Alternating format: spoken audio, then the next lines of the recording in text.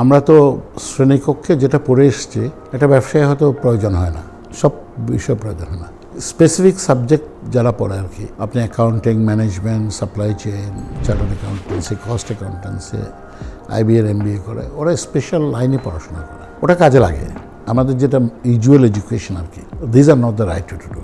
আমার মনে হয় আমাদের শ্রেণী শিক্ষাকেও চেঞ্জ করতে হবে, আমাদের এডুকেশনটাকে টেকনোলজি বেসড করতে হবে।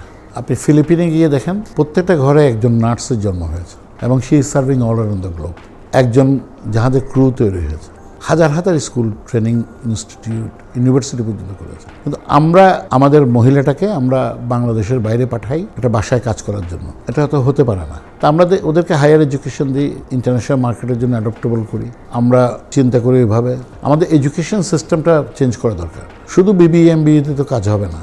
এইভাবে আমার মনে হয় যারা পলিসি করছেন তারা এডুকেশন পলিসি, এটা প্রথমেই আমরা যেটা শুরু করতে পারি, প্রত্যেকটা উপজেলায় আমাদের একটা টেকনিক্যাল কলেজ থাকা দরকার, অথবা টেকনিক্যাল কলেজ থেকে যেখানে আন্ডারগ্রেড করা যাবে এটা ওটা।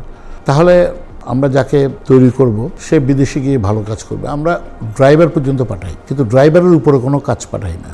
কিন্তু আমরা পার্শ্ববর্তী দেশসমূহ দেখলে ওরা টেকনোলজিতে অনেক এগিয়ে আছে এবং ওরা বিদেশে লোকজন যেটা পাঠায় সে আমাদের তুলনায় 10 গুণ বেশি বেতনে চাকরি করে। আমি মিডল ইস্টে দেখলাম যতগুলি ব্যাংকার চাকরি করে এদের ইন্ডিয়ান নাহলে পাকিস্তানি, তো বাংলাদেশে তো চাকরি করে না।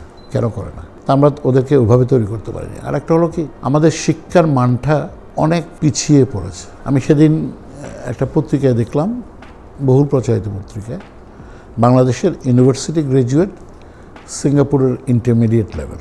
ইট is really shock for us আর কি। উই হ্যাভ টু ইম্প্রোভাইজ আর কি, নো চয়েস।